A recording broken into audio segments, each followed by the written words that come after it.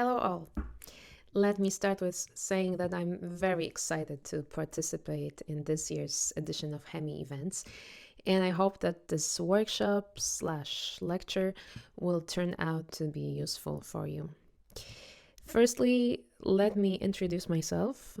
I've been working in the music industry for over a decade now, mostly co running a booking agency. Our main focus is promoting American music like blues and roots. We operate out of Poland, but the majority of our concerts also cover the Czech Republic, Slovakia, Lithuania, Austria, and Germany. We basically bring over American bands for tours in Central and Eastern Europe, providing them with general tour support like tour managing, logistics, bookings, managing, but also marketing and PR on our territory. It is a family operated business, so over the years we learned to do basically everything on our own.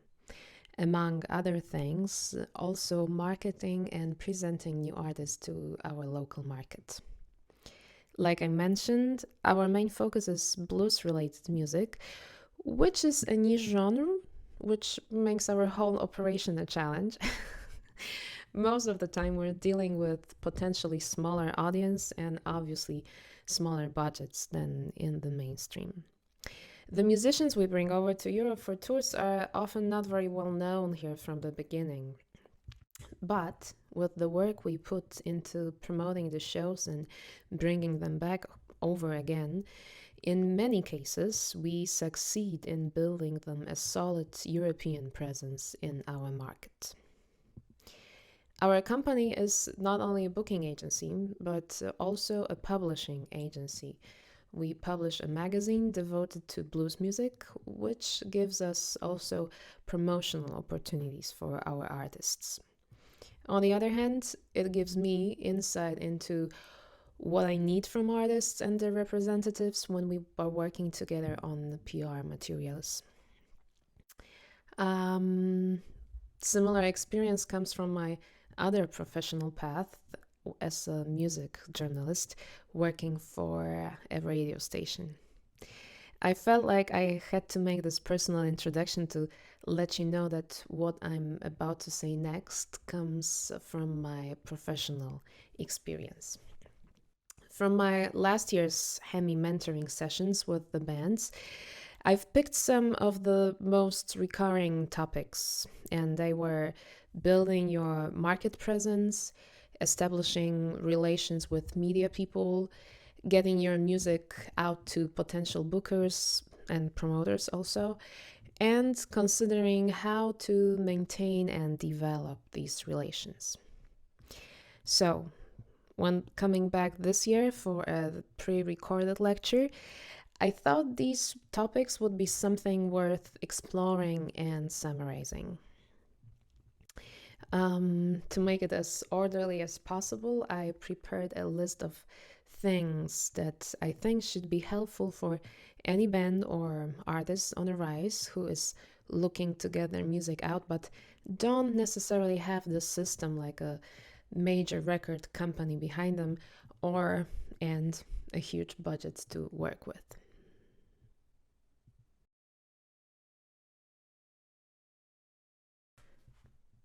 Let's start with some basics, like giving a little thought to defining your audience. I know it sounds like a cliche, but it really makes a difference when choosing your advertising tools. Obviously, for the past couple of years, it's all about the online presence. That's the most important things. But when you're beginning and don't really have the luxury of hiring professional help to run your social media, your website, your fan sites, whatever, you end up doing it on your own.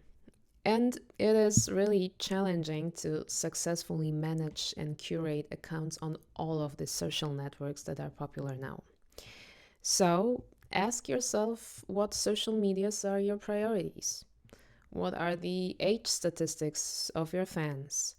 What are their preferred social media?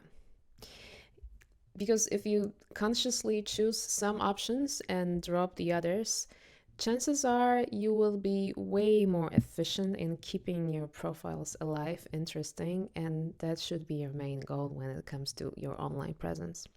For example, our company mostly focuses on Facebook and Instagram, and the reason is that our audience is more mature and old school, not likely to look for their entertainment on TikTok.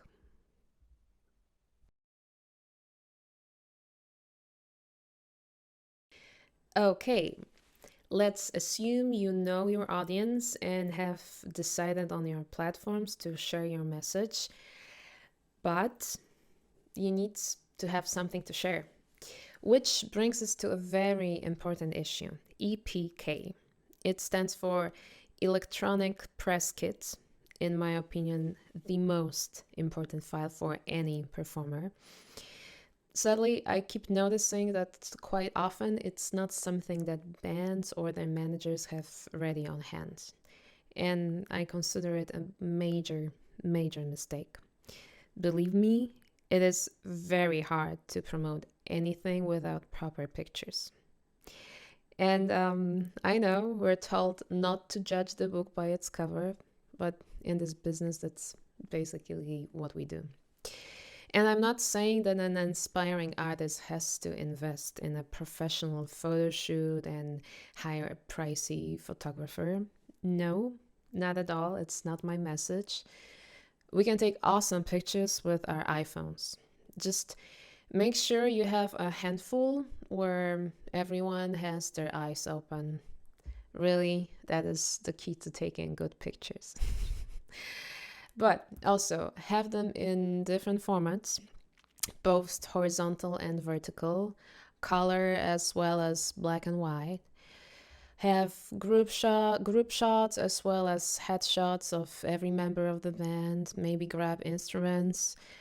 Make sure the background, the make sure the picture's background is not disturbing. And what I mean is pictures have to be eligible for posting. So, if they're not live shots from the festival stage, they preferably shouldn't have any visible logos or cluster in the background. That is truly, truly important. Have a friend or a manager take some pictures while you're rehearsing so you look like you're having some fun. There's live music, it always works great. When taking pictures, make sure there's enough light for people in the picture to be visible. What else? Make sure that no parts of hands, legs, or instruments have been randomly cut off. Unless you're consciously going for an artsy vibe in your shots, that's fine sometimes. I will be honest here. In the magazine, when we are working on editorial pages, we are often more likely to publish a better picture of a less known artist than a poor quality one of a more established one. It just looks more attractive and it's a key to editorial pages. Also, when you're being interviewed and are asked to provide pictures, their quality can really weigh in on the outcome of the piece. So, use your image shamelessly to your advantage. With the easy access to relatively good cameras that we now have, getting professional looking portfolio is something that requires relatively small amount of money, but may require a little work and creativity on your part.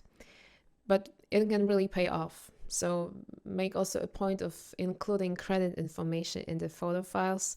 Graphic editors will love you for it. Okay, so good quality pictures, the foundation of your EPK. But what else? A well-written bio. Make sure it's in a format that allows copying the text. This way you're providing media with ready-to-go press release, which, believe me, is much appreciated. The bio shouldn't be too long, but it needs to give some serious information and preferably a short but good quote so that when an MC or DJ has to introduce you, this content will give them something to lean on. A brief history, a line up with accurate spelling of all the names. If you're a recording artist, have your discography listed. A direct quote from the band is a great way to get a mention on air or in print. Also, extracts from the record or concert reviews are also useful for promoters and media. If you want people to start talking about your band, you have to get them something to talk about to start the conversation. That's the main rule. What else? Obviously, have your music in the file too. Again, speaking honestly from a music journalist's point of view, sometimes I simply don't have the time to listen to the whole long play. I may come back to it later if I like the one song that I heard initially, but for starters and airplay purposes, I always appreciate a useful suggestion. Have your 2, 3 best singles in the EPK. Don't forget to include full royalties information. It's very important for radio people. If you have any decent quality live recordings, put it there too. For a booking agent, it's great to see the band in action, not only their studio works. This leads us to audiovisual materials. And in similar fashion, all my remarks on the importance of good photos apply here as well. Seriously, don't worry if you are at the point in your career where you can afford to have a professional video clip. Have your rehearsal recorded. Just take care of a tripod. It will give it a low-cost professional flair. Make sure it looks good in the frame. You can do the same at your concert, even if it's a local show, not necessarily with an overwhelming attendance. And frankly, I speak from experience. I've shot some films with my phone on tour shows that were not very well attended, but turned out to be a great promo material for a long time to come. Just position yourself well, preferably in a spot where the audience looks packed, even if it isn't. Just be creative, and the magic of film and proper framing will really do wonders for your video. So, I guess by now I've pointed out the message of the EPK's highest importance loud and clear. Having it put together nicely and tidily is one thing. What equally important is having access to it everywhere and always. Actually, I'll say that accessibility of the EPK may be more important than its content. I mean, even if your EPK is top notch, it's not gonna be very helpful if you can't get it out to the right person the right time. So, don't let anyone, promoters, publicists, journalists, club owner, don't let them wait for your information. If you're asked to send the package, you have to do it right away, wherever you are. Do it from your phone, from your tablet, smartwatch, whatever is in your hands. Believe me, there is nothing, and I repeat, nothing more frustrating for a promoter or a journalist to be held back with the work because they have to wait for promo materials. Well, there is one thing, getting really bad promo materials, but we've already covered that. One thing that is worse than waiting is also having to repeatedly ask for the promo information. Always keep in mind that it's in your own interest, so have it stored in a cloud with a link ready to share and send out at any time of the day or night, especially when you're aiming for a worldwide career spanning over various time zones. Same efficiency applies to sending strictly technical information. Put together a stage plot, sometimes called a stage plan, A proper writer with a complete and clearly laid out input list. It will make your life much easier and sound checks much more efficient. The sound crew will appreciate you more, and you can't have a better friend in a concert room than the sound guy. If there are any changes to your lineup, update your writer ASAP.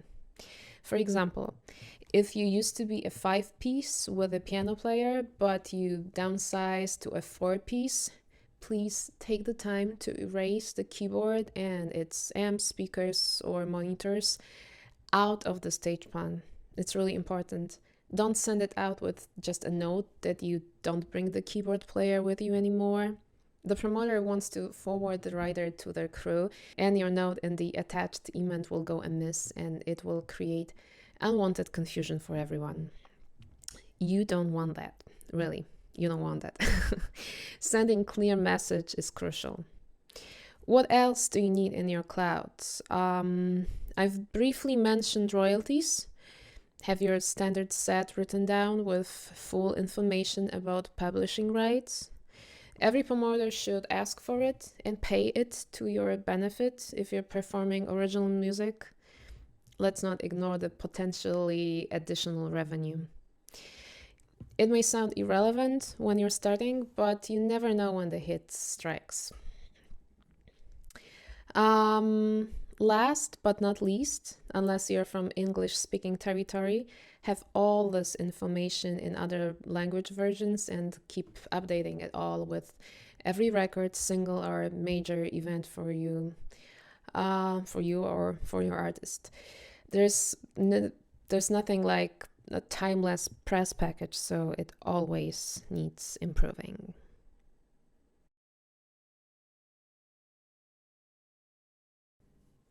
I feel a little embarrassed here. I've been talking for some time now, and I haven't really mentioned anything about the quality of music and artistry. It may sound like the actual quality of artistic work doesn't matter from a business point of view. I don't want to send this kind of message. That's not my intention. I truly admire every artist my company has worked with over the years. When I go on tour as a tour manager and listen to 20 shows in a row, I enjoy them despite the obvious replay aspect and the weariness of the life on the road. That being said, when we discuss bringing over a new artist and starting a new business relationship with them, we very often reach out to mutual partners and do some, well, background checks on the human and professional level. What question do we ask? Well, one really is this person easy to work with? The quality of the music can be easily judged from the records, but how we handle ourselves professionally is a totally different matter. If we can choose between two artists who represent the same artistic value, we will book the one who is easier to deal with. We're basically looking for people who are responsible and nice to be around. You know, being on tour for several weeks is really, really tough. You're stuck together most of the day, tired from traveling, exhausted really. It's a real challenge. It's challenging and tiring to be sharing this experience with people you like. When shared with people that make your life hard, it's simply nerve wracking. Seriously, I've been there. And who would want that again? Well, but the so called background checks go both ways, so it's always good to be aware that you're constantly building your reputation or your company's reputation or your band's reputation. There's nothing wrong in exchanging professional tips with people working in the same business about promoters who are not reliable, reluctant to pay on time or properly take care of the artists, about venues, hotels, or clubs to be avoided, and so on. Some may call it gossiping, but I think it's just useful information that helps diminish your risk. It simply having our own backs and looking out for each other, not responding promptly to your emails, not answering calls, or not keeping previously agreed deadlines and deals, or having unresolved addiction issues. They can all be damaging to your career. For some of us, it's obvious. However, I know others who would say it's not relevant because their artistry should speak for itself. Obviously, it's everyone's own choice. I'm just giving you something to ponder about.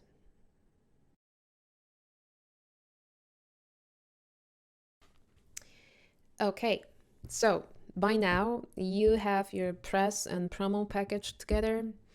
You've established your online presence with some social sites. How do you approach media and booking partners?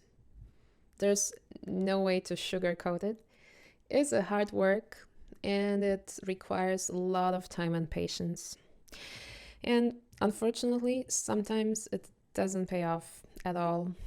You need to put a lot of effort into creating your contact book for both media purposes and potential bookings if you don't have an agency to do it for you. It's all about your communicating skills, dedication of your time, and persistence.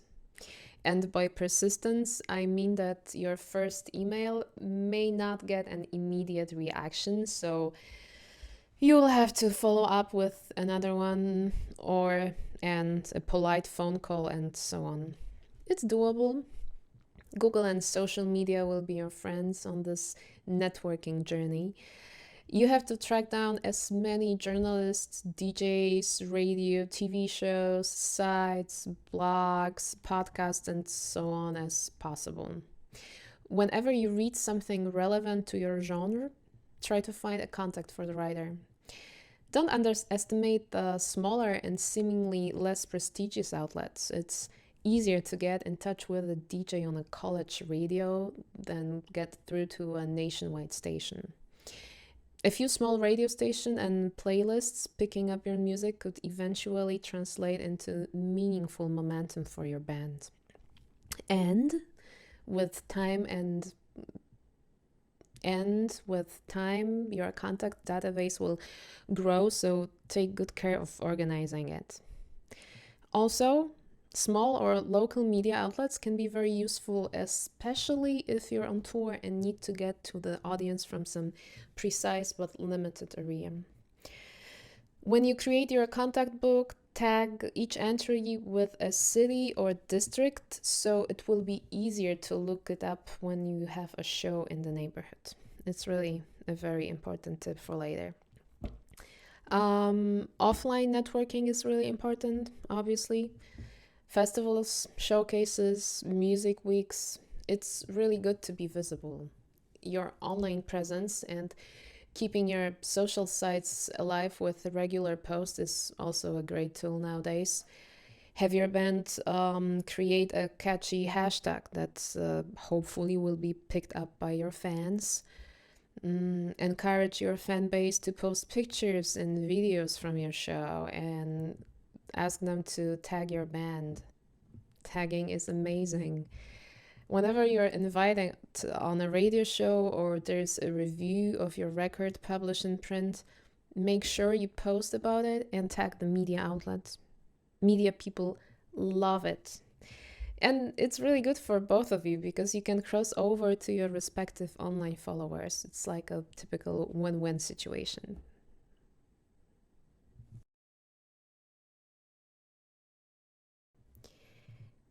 Give some thought to your merchandising strategy. Again, we should go back to identifying your targeted audience here. What are they into? T-shirts, stickers, vinyls, tote bags, cups, magnets. I know these items require actual investment of production costs.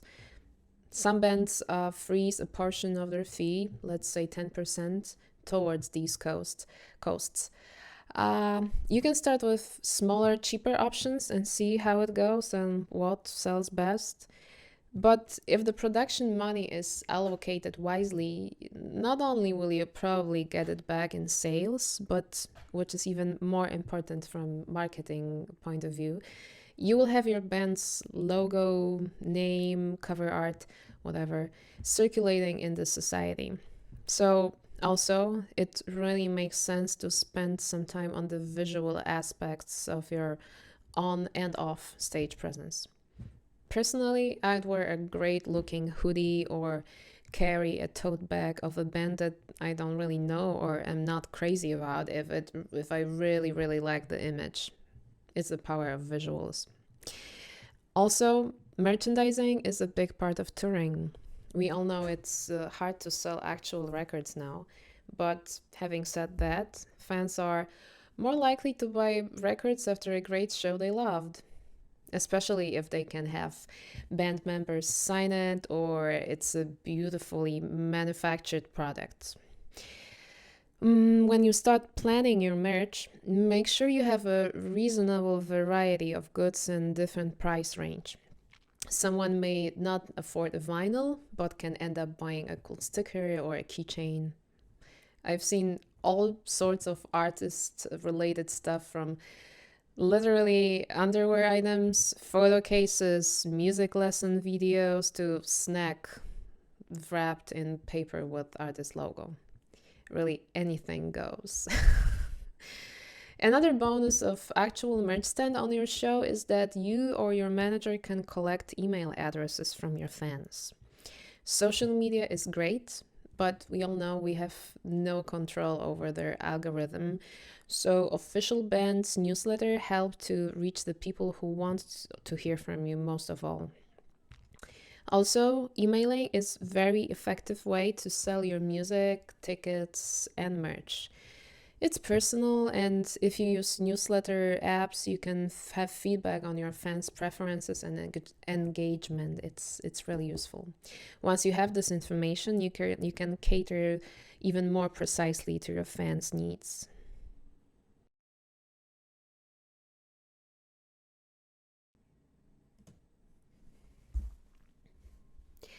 Let's talk a little bit about tips on maintaining a relationship with press and media in general.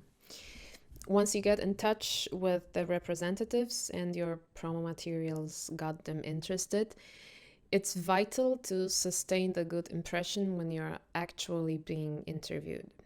What I mean by that is to be prepared.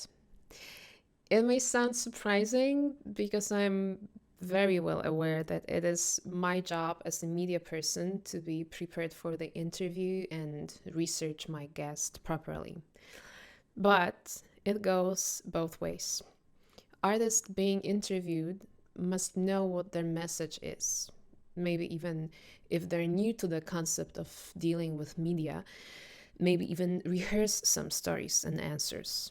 Believe me, there is nothing worse than interviewing the guy with an awkward one word answer. It's super annoying. You don't want to be this person if you're hoping to build your media presence. I'd even say that being interviewed doesn't always entail the passive position. If you have something you want to underline or subtly advertise, you can be the person in charge and steer the interview your way, especially if you don't like the questions. If you're being asked a dumb question, you can go like, yeah, that's an interesting angle, which reminds me of a story about something that happened during a lounge concert for our last single. And here, insert a funny and engaging story. Bonus points if you add that you wrote a song about it. They will have to play it. It's just one solution to an awkward press situation, and you can turn it to your advantage this way. And if you established yourself and your band as those easy to talk to nice guys with engaging stories to tell, you can be sure that you will be invited back. Personally, I also think it's a nice touch to send a thank you message or email after a press visit or event. It builds a personal relation with the journalist and usually make you be well remembered. Actually, the same goes for tech crews and clubs or festivals, promoters, generally after each show. Make sure you say goodbye personally or send a text or email afterwards. I know it sounds more like a tip from a savoir vivre column, but very often it's the personal touch that makes you stand out in a crowd. Music is a product, is your product, and as a creator, your goal is to sell your product. So ideally, you have to be the best version of yourself and be your own advertisement pretty much all the time. Speaking of which, don't be shy of creating a lot of buzz around you and your art. At the beginning, it seems like a game of convincing or even tricking people in how great you are, but this is basically how marketing works.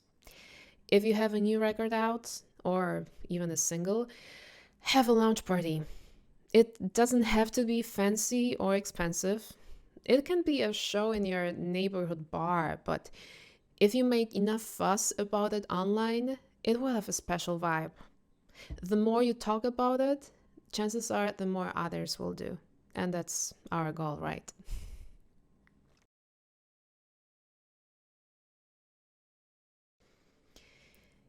Touring isn't necessarily just about playing music, or not only. It's mostly about the opportunity to connect to a potential audience, selling merch, getting new ads to the mailing list, and spending face to face time with new and existing fans. I'm sure you're aware by now that you don't make a lot of money from record sales or getting royalties from streaming platforms. Bands have to be on the road more and more if they are full time performers. The way we work with putting tours together, which I believe is a popular approach, is to have a few so called anchor dates as a foundation. If you've never heard of this expression, it is quite literally an engagement that works as a pillar financial wise. When you balance a tour budget, the best case scenario is to have the anchor dates to cover the vast majority of all costs. Um, Anchor shows are obviously well paid festivals or special events, mostly on weekends. They allow us to book less paid gigs on the other weeknights. Gigs that, under different circumstances outside of the tour schedule, wouldn't make any sense financial wise, so probably wouldn't happen. But they are conveniently positioned on a way or are markets that you want to get into. I'm sure you get the idea by now. Speaking more about balancing the budget from my experience, the actual fee that is to be shared among the band members is usually about 30-40% of the revenue. It doesn't sound much, but touring is really expensive. You rent or buy a car, sound equipment, cover accommodation, promotion, merch production. It's great if you can afford a driver and or a tour manager. If the agency is taking care of it, you have to give them a 10 or 20% cut depending on your deal. But even if you have your own car and equipment, it's wise to set aside a budget for future repairs, refurbishments, or investments. I'm saying all this even though I realize it must be obvious for some of you. But on the other hand, I also know how often people are surprised how much some artists charge for a performance. And they're not taking all these costs into consideration. Not to mention taxes and accounting, which is an entirely different topic that honestly cannot be escaped if you plan to run a long-term business. So they all have to be taken under consideration. Let's spend some time on the routing aspects of touring. Obviously, you don't want to make unnecessary detours if you can avoid it. But once you establish a relationship with a club or venue owner, you want to make sure to go back to the same city every few months or so. This way, you build your audience and you can actually track your progress. If you're a new artist, don't get discouraged if your attendance is not vast at first. It takes time, especially with a new name, and you're building your brand and your market every time you play. I guess that is a common misconception of people underestimating smaller markets. They aim at large cities and famous venues, which result in spending a lot more money on production costs and advertising. While when you target small towns, maybe even those that you've never heard about before, they tend to be more successful for a new artist or a niche genre. Like when we're putting together tours for blues bands, those are the markets where people show up more and sometimes even seem to be more appreciative of what you offer to them. There's a very simple logic behind it. Usually, you don't have to compete with other major events going on at the same time. You're the only attraction in town. And most of the time, you can count on having the same audience come back when you're playing there next time and maybe even bringing their friends along because they love the last time you played. So don't underestimate smaller markets. We can, I think, compare it to being a big fish in a smaller pond rather than a struggling small fish in a larger pond. Just take your pick.